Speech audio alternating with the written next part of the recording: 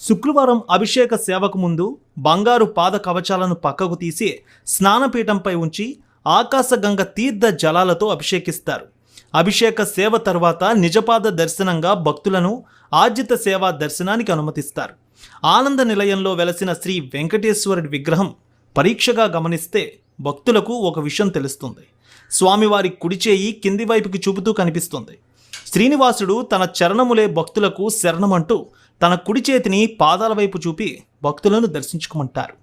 అసలు శ్రీనివాసుడు అంటేనే శ్రీపాదములు, శ్రీపాదములంటేనే శ్రీనివాసుడు అని అర్థం. శ్రీహరిని అవమానించినవి పాదములే, సిరి అలిగినది ఆ పాదముల వల్లే, భృగువు అహంకారమును తొలగించింది ఆ పాదాలే, లోక కళ్యాణం చేసింది ఆ పాదాలే, సిరి హరి విడిపోయినది ఆ పాదాల వల్లే.